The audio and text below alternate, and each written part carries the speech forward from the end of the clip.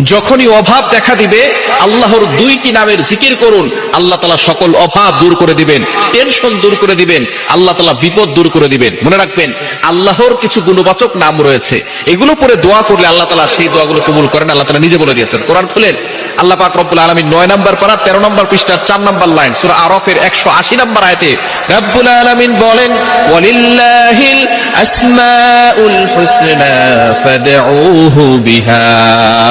আল্লাহ পাক রব্বুল আলামিনের গুণবাচক কিছু নাম রয়েছে, এই নাম পড়ে যারা দোয়া করে আল্লাহ তাআলা তাদের দোয়াগুলো কবুল করে নেন। আপনার সকল দোয়া আল্লাহ তাআলা অ্যাকসেপ্ট করবেন, কবুল করে নেবেন।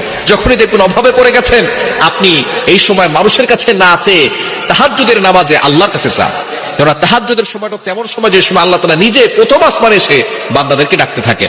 মুয়াজ্জিন 5 বেলা মানুষকে ডাকে, হাইয়া আলাস সালাহ, হাইয়া আলাল ফালাহ, কাম টু দা সাকসেস, সফলতার দিকে আসো, কল্যাণের দিকে আসো। একটা সময় এমন আছে যে সময় আল্লাহ তাআলা নিজে বান্দাদেরকে ডাকতে থাকেন, সেই সময়টা হচ্ছে তাহাজ্জুদের সময়। এই সময় আপনি আল্লাহর কাছে দোয়া করবেন, আর আল্লাহ তাআলার গুণবাচক দুইটা নাম 100 বার করে পড়বেন। একটা নাম হচ্ছে আল ওয়াহাব। ওয়াহাব মানে হচ্ছে মহা দানবীর, যিনি মহা দানকারী, যিনি সবচেয়ে বড় দানবীর। আল্লাহ থেকে বড় দানবীর কেউ হতে পারে না। আল্লাহ পাক রব্বুল আলামিন যখন মানুষ যা চাইবে তাই দিতে পারে, সুতরাং আপনি আল্লাহর কাছে চাইবেন। এক নাম্বার হচ্ছে আল ওয়াহাব, ইয়া ওয়াহাবু, ইয়া ওয়াহাবু, এটা পড়বেন।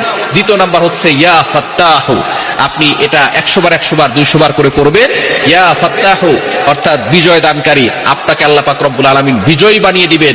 আল্লাহ তাআলা আপনার সম্মান বাড়িয়ে দিবেন, আপনার মাথাকে উঁচু করাবেন। সুতরাং ইয়া ওয়াহাবু, ইয়া ফাত্তাহু, আল্লাহ তাআলার এই গুণবাচক দুইটা নাম আপনি বেশি বেশি করে পড়বেন।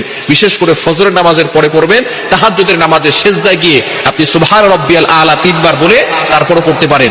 এছাড়া ফজরের নামাজের পরে পড়তে পারেন, মাগরিবের নামাজের পরে 100 বার করে পড়বেন। ফজরের পরে 100 বার ইয়া ওয়াহাবু, ইয়া ফাত্তাহু 100 বার, মাগরিবের নামাজের পরে আবার ইয়া ওয়াহাবু 100 বার, ইয়া ফাত্তাহু 100 বার করে আপনি আল্লাহর কাছে দোয়া করেন। দেখবেন আল্লাহ তাআলা অল্প কয়েকদিনের ভিতরে আপনার অভাব দূর করে দিবেন। আল্লাহ তাআলা রিজিক নিয়ে কোনো টেনশন করতে হবে না। আল্লাহ পাক রব্বুল আলামিন গায়বী ভাবে রিজিকের ব্যবস্থা করবে। আল্লাহ চাইলে সবকিছু সম্ভব।